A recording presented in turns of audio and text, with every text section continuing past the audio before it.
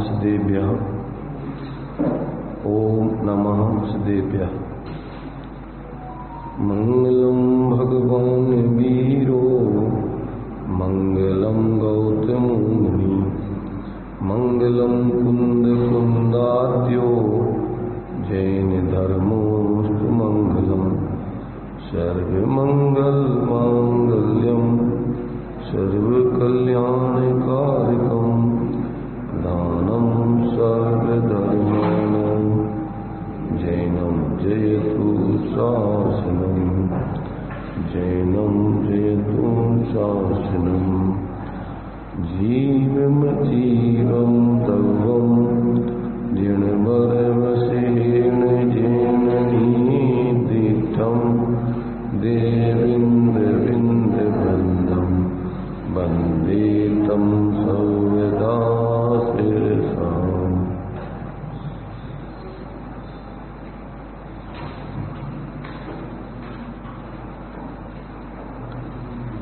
द्रव्य संग्रह जी का दूसरे अधिकार की पातनी का अपन ले रहे हैं। इसमें उन 7 तत्व या 9 पदार्थों की अनेकांत दृष्टिकोण से कैसे सिद्धि होती है और एकांत दृष्टिकोण से कैसे उनकी सिद्धि आदि नहीं होती, इस बात को बतला करके और फिर इन 7 तत्व या 9 पदार्थों में कौन जीव किन पदार्थों का करता है, बहिरात्मा अंतरात्मा आदि, उसका स्पष्टीकरण करने के बाद अब कर्तृत्व के संबंध में बातें हो रही हैं।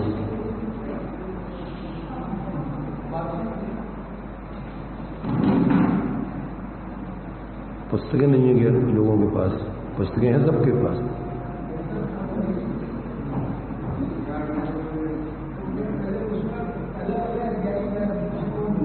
हाँ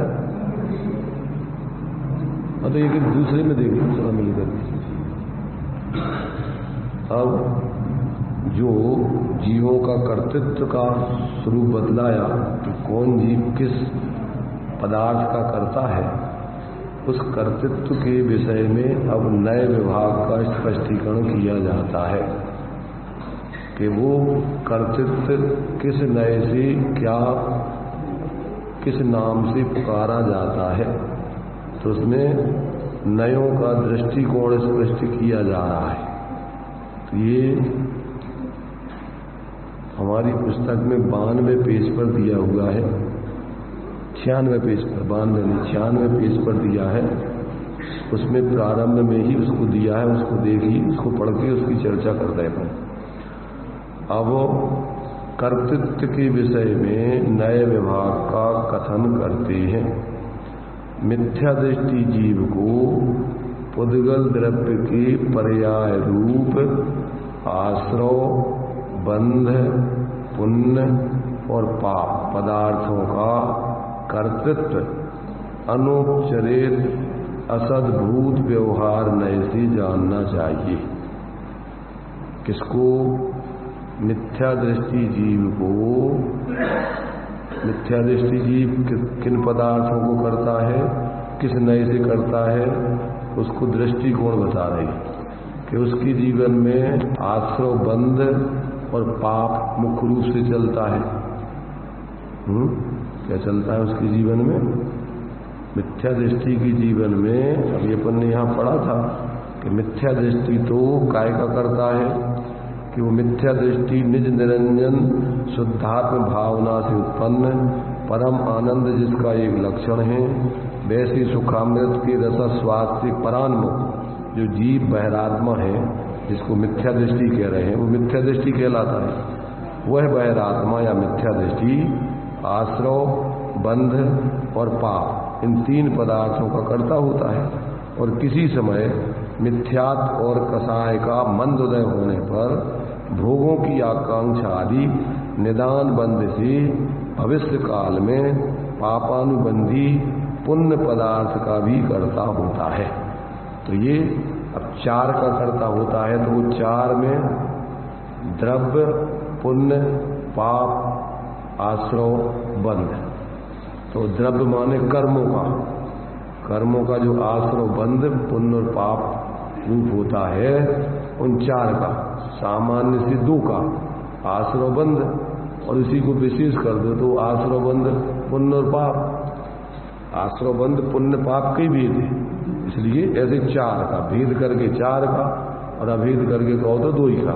आश्रव बंध का ही करता है, संबर निद्रा मोक्ष का करता, मिथ्या दृष्टि नहीं होता है। तो अब इसमें कौन सा नय लगेगा? तो कहते हैं वो अनुपचरित असद्भूत व्यवहार नय। अनुपचरित माने एक क्षेत्रावगाही संबंध कर्मों का आत्मा के साथ होता है, इसलिए अनुपचरित है।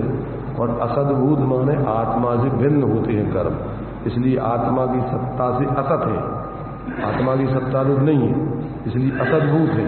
और भेद का कथन है, इसलिए व्यवहार न है वो। तो इस प्रकार से मिथ्या दृष्टि को इन चार का कर्तापना, द्रव्य, आश्रव बंध, पुण्य और पाप का कर्ता, अनुपचरित असद्भूत व्यवहार न से कहा जाता है।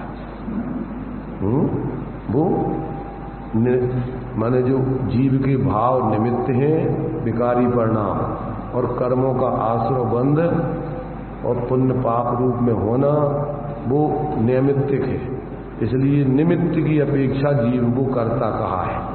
और अगर जब अपन निश्चय से कहेंगे तो निश्चय में अपने परिणामों का ही कर्ता होता है, वो पर द्रव्यों का, उनकी पर्याय आदि का कर्ता नहीं कहलाता। इसलिए यहाँ पर उसको अनुपचरित असद्भूत व्यवहार नय से उसका कर्तृत्व यहाँ बताया गया है। तब दोनों तरफ से लगेगा। हाँ, जब जीव के भावों का, विकारी भावों का करता, तो वो कर्म के उदय में जुड़ करके होते हैं, तो उसको कर्म उसके विकारी भावों का करता है, वो जीव कर्ता नहीं कहलाएगा। निमित्त की तरफ से, उपादान की तरफ से तो जीव के परिणाम स्वयं जीव करता है, इसलिए उसमें अशुद्ध निश्चय नय से तो जीव के ही परिणाम है, जीव नहीं किए, उसके लिए कर्मों ने नहीं कराया। ऐसी जब अपन बोलते हैं, जब जो जीव अपनी गलती को स्वीकार नहीं करके कर्मों के ऊपर, निमित्तों के ऊपर टाल देता है, तो फिर उसको कहना पड़ता है कि कर्म विचारे कौन, भूल मेरी अधिकाई, अग्नि सह घनघात, लोहे की संगति पाई। ये तुम्हारी गलती है। इसी के लिए अपन दूसरे शब्दों में बोलते हैं कि अपनी करनी आप करे, सिर वरन के धरता। गलती खुद करे और भैया कर्मों के उदय है, हम क्या करें। तो ये सब क्या हो गया? ये सब तुम्हारी अपने कुछ विकारी परिणामों से के कर्तृत्व को छोड़ने की जगह और उससे बचने का रास्ता खोज लिया कि भैया क्या करें, कर्म को उदय है, हम क्या करें। तो ऐसा जो है, कहाँ कौन सी विवक्षा से कौन से कथन चल रहा है, ये सब बातें अपन को समझना चाहिए। अब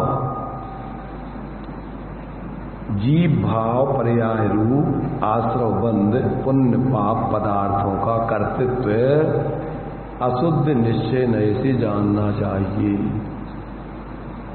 जो मिथ्या दृष्टि के जो आश्रव बंध के और पुण्य पाप के भाव होते हैं, वो कौन से नय से?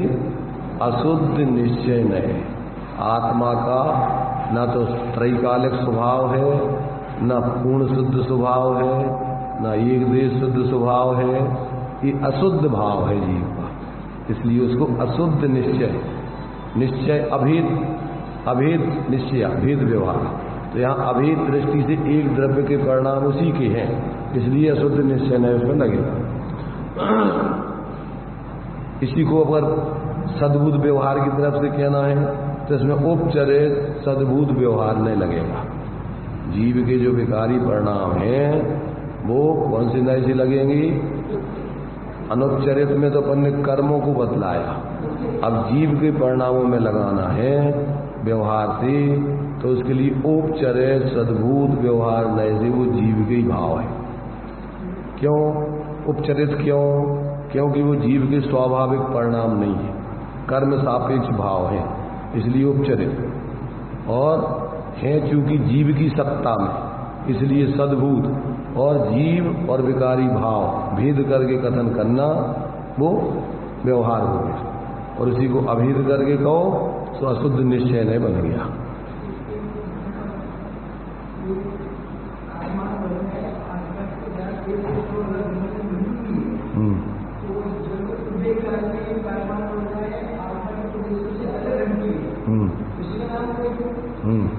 हटती हैं का मतलब उदय, उसको अभी हटना तो माने जब कहलाएगा दो प्रकार से हटना होता है कि एक तो बिना फल दिए हुई हट जाए और एक फल दे करके हटना। तो फल दे करके हटने को उदय कहते हैं और बिना फल दिए हुई हटने तो संवर निद्रा कहलाता है। आश्रव बंध, जुड़ना कर्मों का उदय वो तो पौधगले के, और उसमें जीव जुड़ता है तो उसको जुड़ने को बोलते हैं, वो जीव का भाव। और उससे क्या है, दो तरफा इसमें स्थिति बनती है कि पूर्व कर्म का उदय और नए कर्मों का आना एक ही समय में हो रहा है और जीव का विकारी परिणाम होना। इसलिए वो माने जीव का भाव कर्म का उदय का कार्य भी है और कर्म के बंध का कारण भी है। तो उसी को कर्म चेतना भी कहते हैं, उसी को कर्म फल चेतना भी कहते हैं। कर्म के उदय से कहोगे तो कर्म फल चेतना है और कर्म बंध का कारण कहोगे तो कर्म चेतना है। तो एक परिणाम दो तरीके से उसका कार्य चल रहा है कि कर्म के उदय का कार्य है और कर्म बंध का कारण है। इसलिए जब कर्म के उदय की तरफ से देखोगे तो वो कर्म फल चेतना है, कर्म का फल है, और जब बंध की तरफ से देखोगे तो वो कर्म बंध का कारण है। इसलिए वो कर्म चेतना, वो भाव कर्म बंध का कारण होने से वो कर्म चेतना। तो ये उसमें दृष्टिकोण है। एक ही व्यक्ति को अपने बाप के कारण से देखो तो बेटा देखोगे, अपने बेटा के कारण से देखो तो बाप देखोगे। एक ही व्यक्ति है, वो दो व्यक्ति नहीं है, तो वो बाप भी है बेटा भी है। ऐसे कोई विकारी परिणाम कर्म फल भी है और कर्म बंध का कारण होती कर्म चेतना भी है। तो कर्मों का कर्ता भी है और कर्मों का कार्य भी है, वो कारण भी है और कार्य भी है। तो ये विवक्षाएं हैं, सब कर्मों के उदय का कार्य है और कर्म बंध का कारण है। और जब वस्तु स्वतंत्रता से देखो तो वो अकर्ता है, वो अपना सहज उसका परिणमन है, वो किसी का कर्ता नहीं, किसी का कार्य नहीं। प्रत्येक वस्तु यदि अकारी माने अपने कारण से ही है और अपना ही कार्य है, वो किसी दूसरे का माने कार्य नहीं और दूसरे का कर्ता नहीं। तो विवक्षाएं कहाँ कौन सी लग रही, वो अपन उसको दृष्टिकोण है। अब इन दृष्टिकोणों को समझेंगे तो ही अपन जनवाणी में कौन सी विवक्षा से कौन सी बात कही गई उसका अर्थ निकाल पाएंगे। तो इस प्रकार देखिए यहाँ पर जो जीव के भाव हैं आश्रव बंध पुण्य पाप के, वो जीव भाव पर्याय रूप आश्रव बंध पुण्य पाप पदार्थ का कर्तृत्व अशुद्ध निश्चय नय से जानना चाहिए। यहाँ अब निश्चय नय की तरफ से उसके भाव को बताया। व्यवहार की तरफ से अगर जीव के भावों को कहा जाएगा तो उसमें उपचरित सद्भूत व्यवहार नय का कथन बनेगा। तो इस प्रकार ये अपने लिए माने इसकी नयों की विवक्षाएं इन भावों में या इनके कर्तृत्व में समझना ठीक है।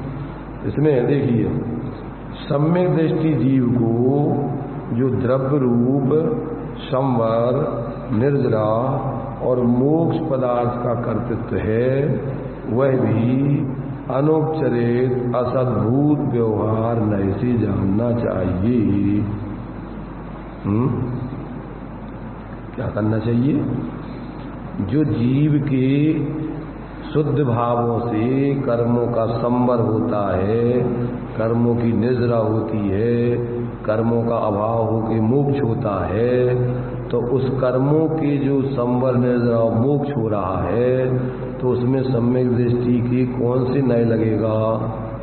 तो कहते हैं उसमें अनुपचरित असद्भूत व्यवहार नय लगेगा। जीव क्या करता है?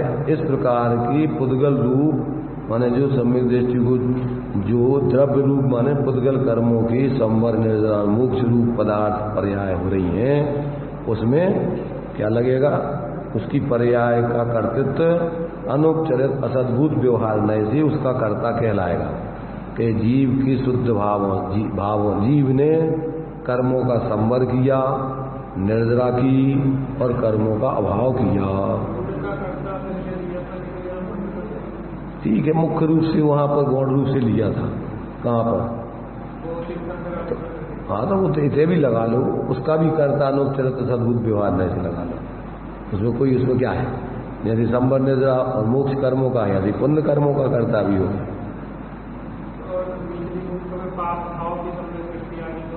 उसके वो उसका लिया ही नहीं है। सम्यक दृष्टि को क्या है, मुख्य रूप से बात चल रही है। वैसे तो घात या कर्म सब पाप ही रूप हैं, तो जब तक घात या कर्मों का आश्रय बंद हो रहा है तब तक तो वो घात या कर्म पाप रूप ही होते हैं। उस अपेक्षा से वो पुण्य के साथ साथ पाप कर्मों का आश्रय हो ही रहा है। और साथ में अध्यात्म दृष्टि से तो कि पाप को तो पाप सारा जग कहता है और पुण्य को भी पाप कहने वाले कोई बिरले होते हैं। तो वो आध्यात्मिक दृष्टि से विकारी परिणाम सब बुरे हैं। पाप माने क्या? सब बुरे हैं, अच्छे नहीं हैं। वे सब आत्मा के स्वभाव के घातक ही हैं, इसलिए वे भी सब आत्मा के स्वभाव का पतन हानि करने वाले हैं, इसलिए वे सब छोड़ने लायक हैं। इसलिए उनको भी अध्यात्म में पाप ही कहा जाता है। तो इसलिए वे सब अपने लिए फिर उस दृष्टिकोण से तो जीव फिर क्या है कि जब तक उसको अभी घात या कर्मों का आश्रय बंद हो रहा है 10वें गुण स्थान तक, तब तक वो उनका भी करता है।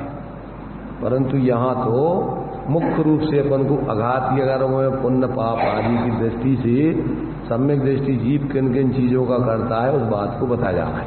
क्यों कि सम्यक दृष्टि को दुर्गति संबंधी आश्रय बंद नहीं होता है, इसलिए मुख्य रूप से उसको पाप का करता नहीं है। वो अपेक्षा है अघात या कर्मों की मुख्यता वाली। पुण्य पाप के भेद घात या कर्मों में नहीं होते, काय में होते हैं? अघात या कर्मों में। और अघात या कर्म संयोग माने वो संयोग दिलाते हैं। अघात या कर्मों का संबंध आत्मा के स्वाभाविक गुणों से नहीं है। क्या मिलते उससे? उसके निमित्त से बाह्य संयोग शरीर आदि मिलते हैं। माने जैसे आयु है, गोत्र है, नाम कर्म से शरीर आदि है, ये सब वेदनी से भी बाहर के सुख दुख के निमित्त हैं। ये सब अघातीय कर्मों से बाह्य संयोग मिलते हैं। जीव के गुणों में निमित्त नैमित्तिक संबंध घातीय कर्मों का बनता है अनुजीवी गुणों में, और प्रतिजीवी गुणों से संबंध अघातीय कर्मों का बनता है।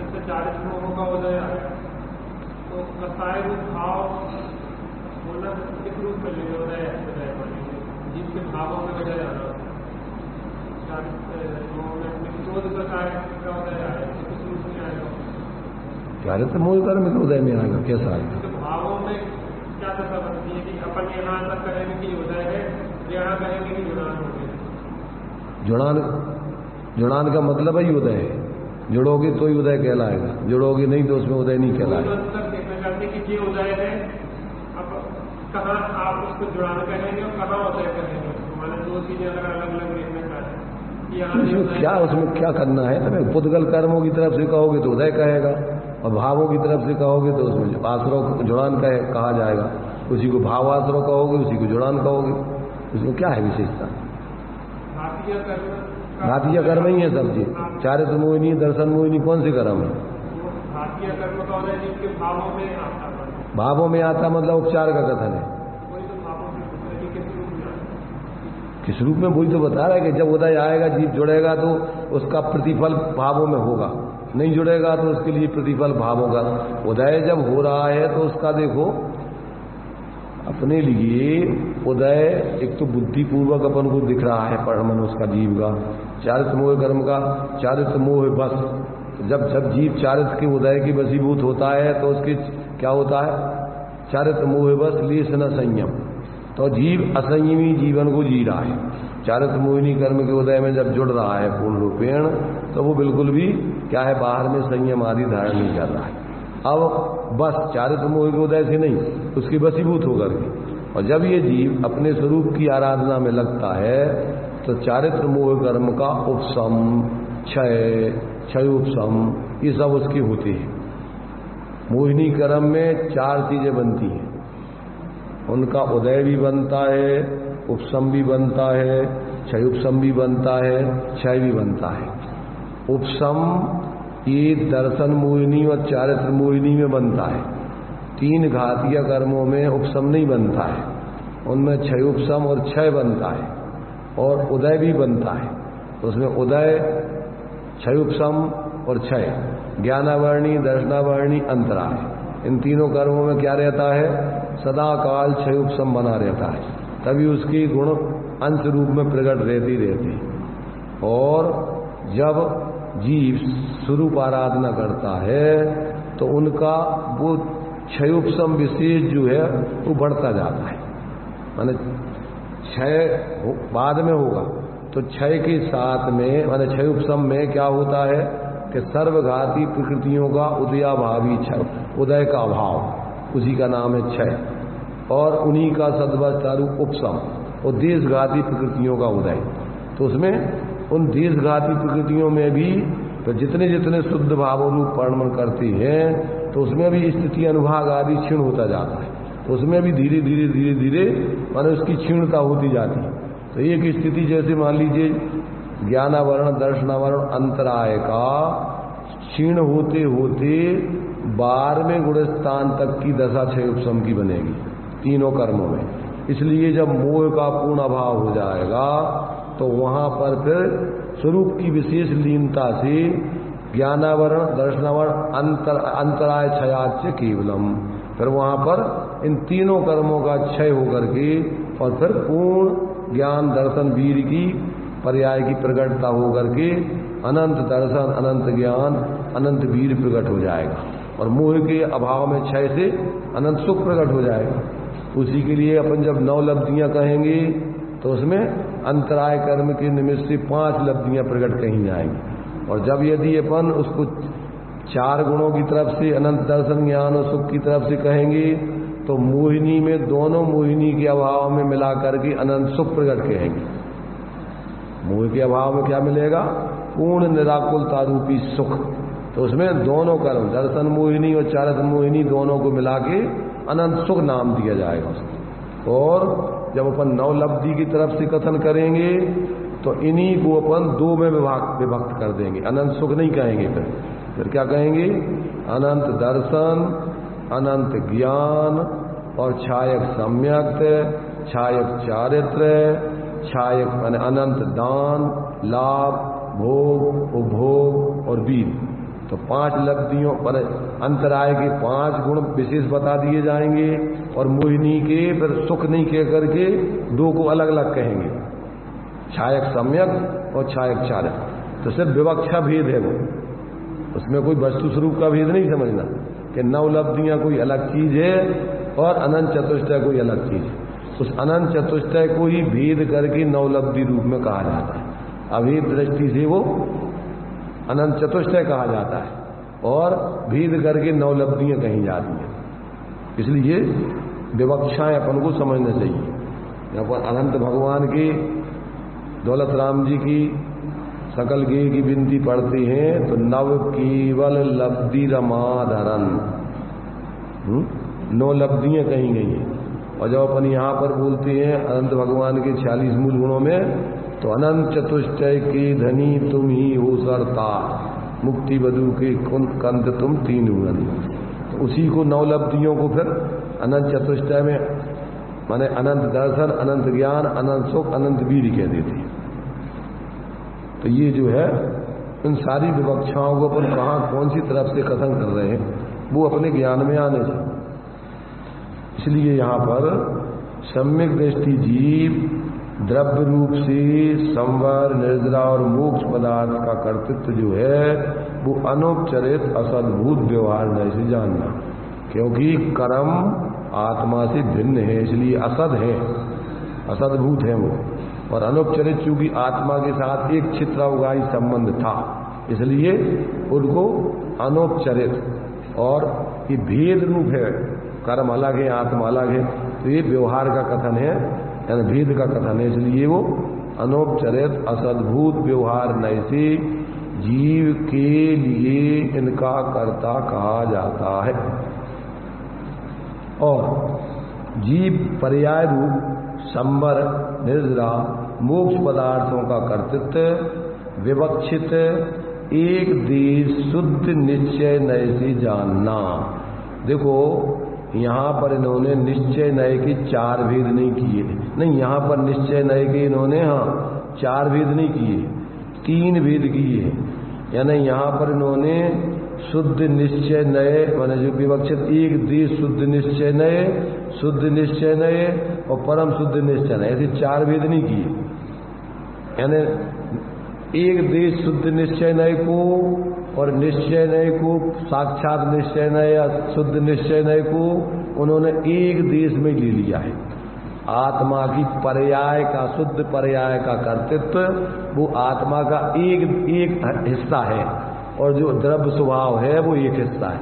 इसलिए शुद्ध निश्चय नय में इन्होंने 2 हिस्सा ही बनाए, 4 हिस्सा नहीं बनाए, माने 3 हिस्सा नहीं बनाए।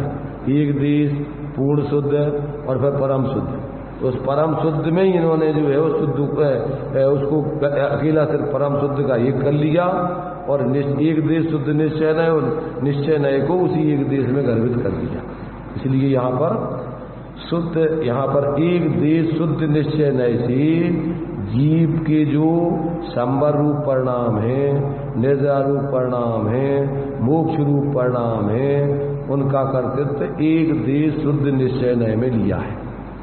यहाँ विवक्षा समझ लेना, इसमें कोई भ्रमित नहीं होना। सिर्फ विवक्षा भेद है, वस्तु स्वरूप का भेद नहीं समझना। कहीं जब अपन उसको 4 भेद करेंगे तो एक देश में संबर निर्जा रूप परिणामों को लेंगे और शुद्ध निश्चय नय में छायक भावों को लेंगे और परम शुद्ध निश्चय नय में त्रैकालिक स्वभाव, द्रव्य स्वभाव को लेंगे, जीवत्व भाव आदि को लेंगे। ऐसा उसमें विवक्षा समझ लेना। तो यहाँ पर कहते हैं कि संबर निद्रा मोक्ष पदार्थ का कर्तृत्व विवक्षित एक देश शुद्ध निश्चय नय से जानना और परम शुद्ध निश्चय नय से तो हे योगी परमार्थ से या जीव उत्पन्न नहीं होता, मरता नहीं, बंध और मोक्ष को करता नहीं है। इस प्रकार जिनेन्द्र देव कहते हैं। ये आचार्य ब्रह्मदेव सूरी अथवा नेमीचंद सिद्धांति देव नहीं कह रहे। कौन कहते हैं? ये भगवान जिनेन्द्र देव कह रहे हैं। कह तो रहे हैं ये नेमीचंद और तुम्हारे से ब्रह्मदेव सूरी, परंतु हवाला भी ये इसमें जो दे रहे हैं ये परमात्म प्रकाश का दे रहे हैं। देखो नंबर 1 नीचे जो पड़ा है, परमात्म प्रकाश अध्याय 1 गाथा 68, इसमें दिया हुआ है। क्या दिया है कि परम शुद्ध निश्चय नय से हे योगी परमार्थ से जीव ना तो उत्पन्न होता है, ना मरता है, ना बंध करता है, ना मोक्ष करता है। क्या मतलब हुआ? माने जीव द्रव्य उत्पन्न हुआ क्या? कभी नहीं था क्या? कि नहीं? तो कभी नष्ट हो जाएगा क्या? कि नहीं? तो न उत्पन्न हुआ है ना नष्ट होगा। और वो जीव द्रव्य से देखो तो उसमें पर द्रव्यों का प्रवेश ही नहीं होता है और पर भावों का, विभाव भावों का द्रव्य स्वभाव है। जो जीवत्व भाव बोलते जिसको अपन तत्वार सूत्र में 5 भाव बतलाए जीव के। औपसमिक छायिकौ भावौ मिश्रस्य जीवस्य स्वतत्व मौदिक पारणाम कौचे। तो जीव के औपसमिक, छायक, छायोपसमिक, औदिक और पारणामिक, ये 5 प्रकार के भाव हैं।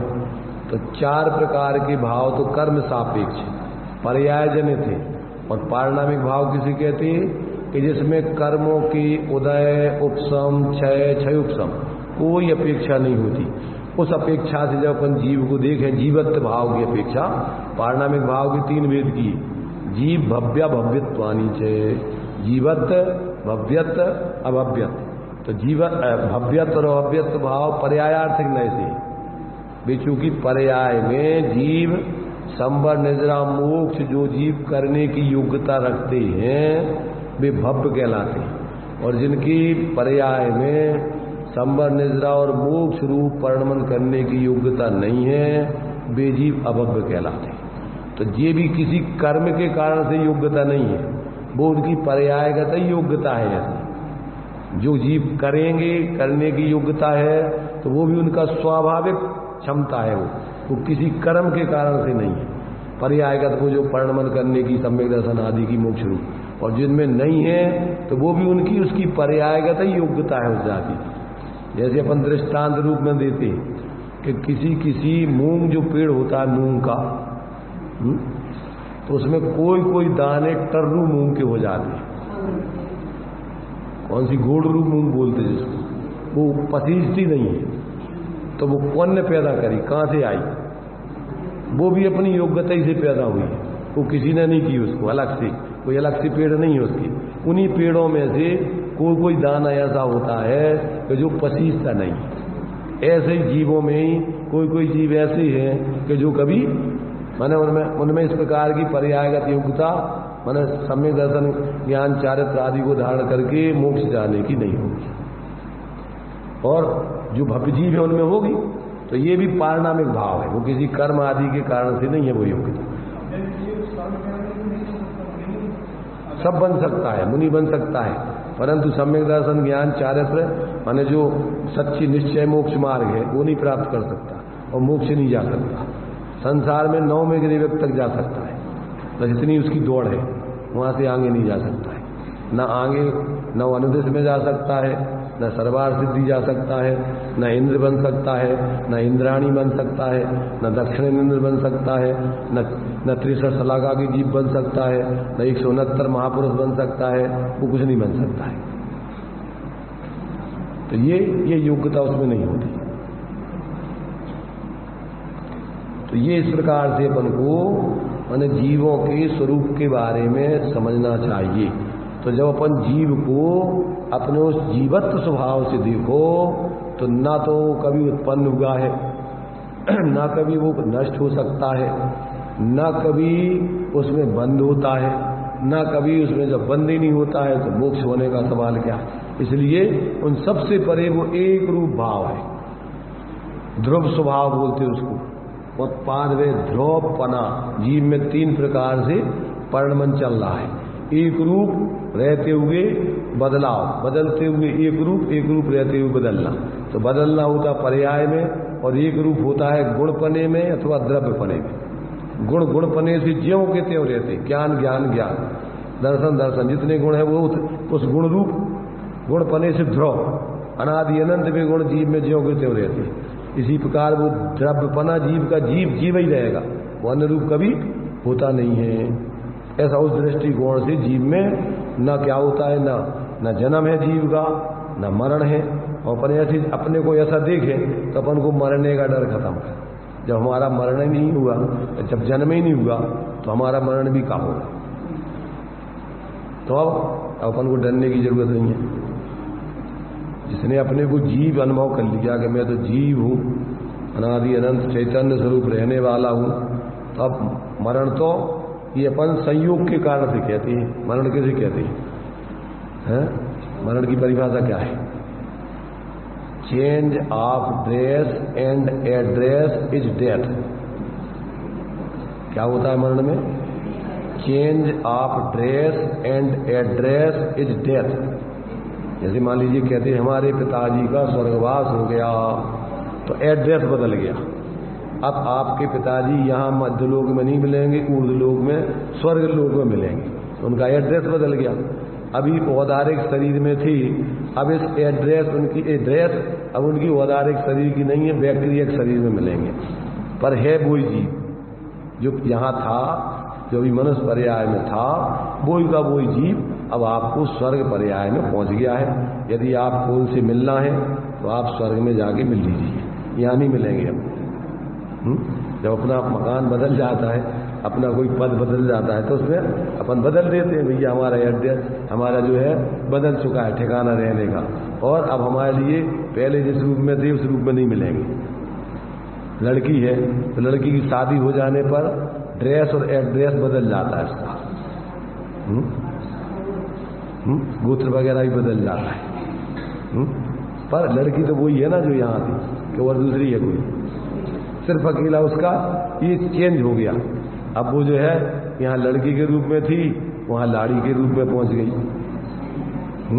यहाँ पर थोड़े कपड़े वपड़े दूसरे प्रकार के पहनती थी, अब थोड़े दूसरे प्रकार के पहनेगी। अब आजकल तो ज़्यादा कोई चेंज नहीं होता वैसे कपड़ों में, यही कपड़े यहाँ के ले जाती वो वहाँ पहनने लगती है। क्योंकि अब द्रव्य दृष्टि बनती जा रही है, पर्याय दृष्टि थोड़ी गौण होती जा रही है कि हम कोई अब वहाँ लाड़ी बन जाने पे कुछ नहीं, हम तो वही हैं, इसलिए अपन तो उसी प्रकार से रहो जैसे वहाँ रहते थे। और माँ बाप से भी वहाँ भी कह देते हैं कि जो है अब आप हमारे लिए अपनी बेटी के समान ही रखो, किसी प्रकार से हमें लाड़ी मत समझो, जैसे अपनी बेटी के साथ व्यवहार करते हमारे संग वैसे ही करो, तो आनंद से तुम भी रहोगे हम भी रहें। और अगर तुमने हमें ये देखा कि कोई ऐसी आई है नौकरानी है कि आदेश दे करके जैसा काम करवाना है, तो फिर बहुत मुश्किल है साथ में रह पाना। इसलिए हमारे साथ भी आप जैसे अपनी बेटी के साथ प्रेम व्यवहार करते ऐसे व्यवहार करो, तो आराम से हम भी निस्संग होकर के जिए, जो कुछ काम है आत्मीयता से करेंगे। और जहाँ तुम पराए घर की जान के कराओगे तो फिर बहुत झंझट है कि नहीं? तो मतलब ये है अपन इन सब बातों को, अगर अपन को तत्व ज्ञान हो तो अपन ज्यादा परिवर्तन नहीं होता है, व्यवहारिक कार्यों में अपन सहज रहते हैं, पर उसमें ज्यादा ऐसा नहीं है। अब समझदार बच्ची पहले तो बहुत धामाधूमी रोना गाना ये वो सब, अब आजकल ज्यादा कुछ नहीं होता, वे सब अपने हिसाब से लड़कियां शादी करती, अब माँ बाप के हिसाब से नहीं करती। अब तो माँ बाप को बारातियों के रूप में ले जाती हैं, चलो बारात में हमारी अभी पहले लड़कों की बारात आती थी, और अब लड़कियों की बारात जाती है, वहाँ जाएंगी अब आराम से बेव्यवस्था बनाए, हमारे लिए कुछ नहीं करना, हम तो मेहमान बन के बाराती बन के जाएंगे। बदलता रहता व्यवहार तो संसार में सब व्यवहार बदलते रहते हैं। तो मतलब ये है कि वही जीव यहाँ जैसे मान लीजिए अपन अब भोग भूमि में पैदा हो गए, तो भोग भूमि में कैसे पैदा होंगे, कौन से रूप में रहेंगे वहां? भोग भूमि में पैदा होगा दोनों जीव, मान लो यहां से मर गए, तो वहां पैदा होकर के आप किस रूप में रहना है प्रभु? बेटा बेटी के रूप में, क्या बाप के रूप में, मताई के रूप में, किस रूप में रहना है? उसे कोई अलग अलग भेदे नहीं है कुछ भी, बेई माँ बाप है, बेई पति पत्नी है, बेई भाई है, बहन है, जो होना है सब समान है, वहां कुछ नहीं, समान रूप से उनका जीवन चलता है, सहजता से रहते, ज्यादा कोई उठापटक है नहीं, ज्यादा कोई धंधे पानी कमाना धमाना संग्रह करना कुछ नहीं, फ्री रहना है बिल्कुल। और बिना प्रतिज्ञा के साथ जिएंगे साथ मरेंगे, कुछ प्रतिज्ञा नहीं कर देंगे, परंतु संगे पैदा होते हैं और संगे चले जाते हैं। ऐसे ही कर्म बांध के गए हैं वो। तो मतलब ये है कि ये व्यवहारिक परिस्थितियां तो बदलती रहती हैं। पारमार्थिक दृष्टि से यदि आप अपने को एक स्वतंत्र जीव तत्व के रूप में देख लोगे तो इन व्यवहारिक स्थितियों में आप ज्यादा विचलित नहीं होगे। यथा योग जहां जिस रूप में होती है उसको जान लोगे, पर उसमें एकत्व ममत्व नहीं करोगे। एकत्व ममत्व अपने उस एकत्व विभक्त स्वरूप में ही करोगे। इसलिए वहां जो सम्यक दृष्टि जीव होते हैं वे मर करके नियम से पहले दूसरे स्वर्ग में जन्म लेते हैं, और जो मिथ्या दृष्टि होती हैं वो भवनत्रक में जन्म लेते हैं और दूसरी गतियों में जाती नहीं। उनकी कसाय इतनी मंद होती है कि वो ज्यादा धामाधूमी कसायों की तीव्रता में नहीं जीती। तो ये तो परिस्थितियां बाहर के सब कर्म के अधीन बदलती रहती, पर जीव स्वभाव से देखो तो ज्यों का त्यों वही का वही अनादि अनंत एक रूप है, न उसका जन्म है न मरण है। तो ये परम शुद्ध निश्चय नए से त्रैकालिक ध्रुव स्वभाव से जीव को ध्रुव स्वभाव से देखो तो वो ज्यों का त्यों हर पर्यायों में अन्वय रूप से द्रव्य स्वभाव वही का वही व्याप्ता रहता है, बना रहता है एक रूप। तो ये अपन ये जीव ही है जो पर्यायों में पर्याय रूप से परिणमन कर रहा है तो वो पर्यायार्थिक नए से देखा जाता है, और जो एक रूप पने से परिणमन कर रहा है वो द्रव्य स्वभाव है, ध्रुव स्वभाव है, गुण स्वभाव है, ये उसका एक रूप पना रहने का है। तो जब अपन ये सबको यथार्थ जान करके संयोगों में एकत्व मत नहीं करें और क्षणिक परिणामों को अपन जाने तो और उसमें एकत्व नहीं करें, अपने में ही हो रही हैं तो अकेले उतने ही अपन नहीं है, अपन तो इनमें सब में रहने वाले एक रूप हैं। ऐसा अपने उस द्रव्य पने में जब हम पना करेंगे तो अपने जीवन में एक रूपता रहेगी, फिर संकल्प विकल्प आकुलता राग द्वेष मेरा तेरा कुछ नहीं। क्यों कि वो स्वरूप अपना एक जैसा है, और उसका अवलंबन जब पर्याय करेगी तो उसके लिए फिर ये दुनिया के विकल्प ये कुछ सब खत्म, मोह आदि राग द्वेष आदि के भाव, ये तो परद्रव्य को जब अपना कहें तो मोह होता है, उसमें इष्टनिष्ठ कल्पना करें तो राग द्वेष होते हैं। जब अपना पर है ही नहीं, पर को अपन पर में से कुछ मिलता ही नहीं तो अपन क्यों उसमें मोह करें, क्यों राग करें, क्यों द्वेष करें। सहज ज्ञाता दृष्टा रहे, ज्ञान तो सबका होगा पर उनमें मोह राग द्वेष नहीं होगा। भगवान को भी सबका ज्ञान हो रहा है परंतु क्या नहीं कर रहे, वो राग द्वेष मोह नहीं कर रहे। और अपन क्या करते हैं, मोह राग रस दुखी खान, अंतर यही ऊपरी जान, बस इतना सा अंतर है और बाकी अपन में भगवान में कोई अंतर नहीं है। और अगर इसको भी अपन अपने अंदर में जुड़ जाओ, जैसे भी अपने में जुड़ गए तो ये अंतर भी खत्म, पर अपन और भगवान में पर्याय का भी जो क्षणिक अंतर था वो भी खत्म हो गया। आ गया इतना कर्तृत्व। इस प्रकार से परमार्थ से अजीब उत्पन्न नहीं होता है, मरता नहीं है, बंध मोक्ष का करता नहीं है। इस प्रकार जिनेन्द्र देव कहते हैं, इस वचन से जीव को बंध मोक्ष नहीं है।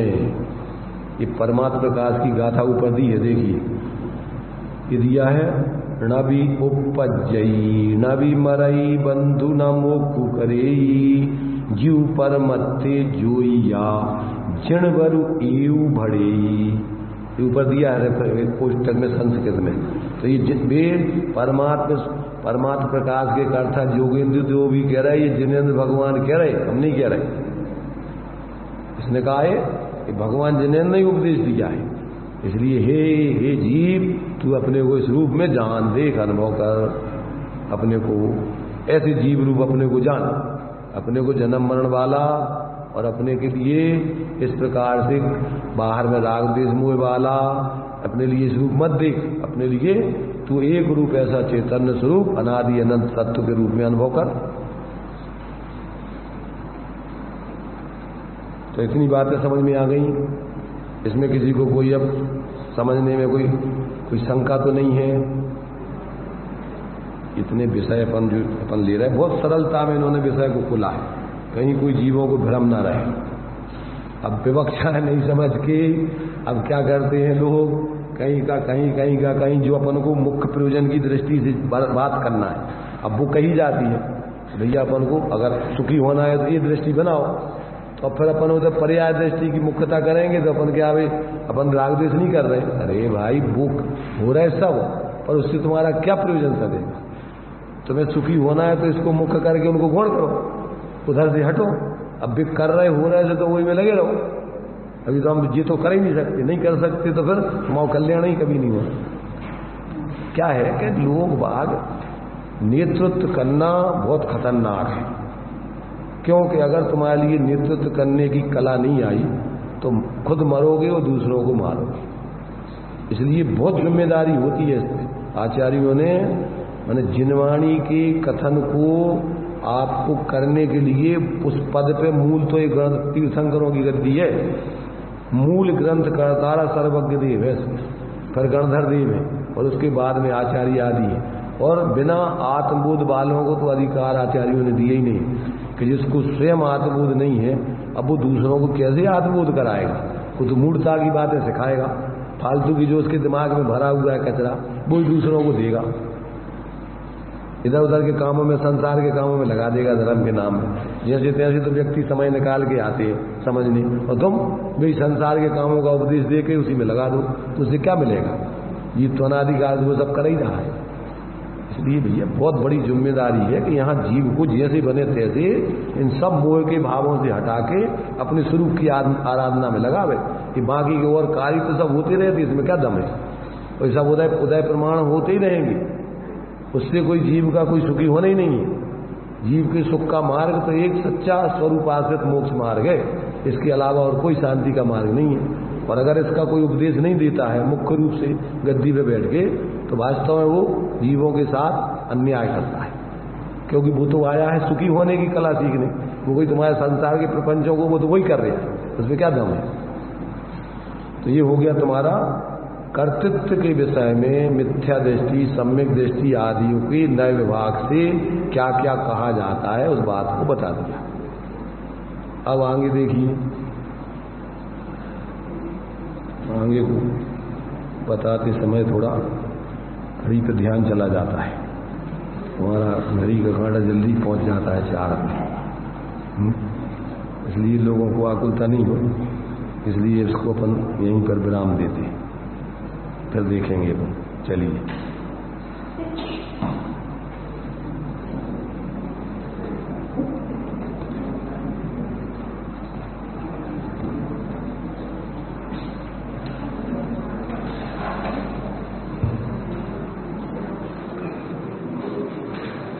किस जीव को किसका कर्ता, किन तत्व का कर्ता किसका है, यह बताया है नए विभाग से। अज्ञानी जीव द्रव्य, आश्रव, बंध, पुण्य और पाप का कर्ता है। किससे? अनुपचरित असद्भुत व्यवहार नय से। और जीव भाव, जीव के भाव रूप आश्रव, बंध, पुण्य, पाप का कर्ता किस नय से है? अगर व्यवहार की तरफ से कहें तो उपचरित असद्भुत व्यवहार,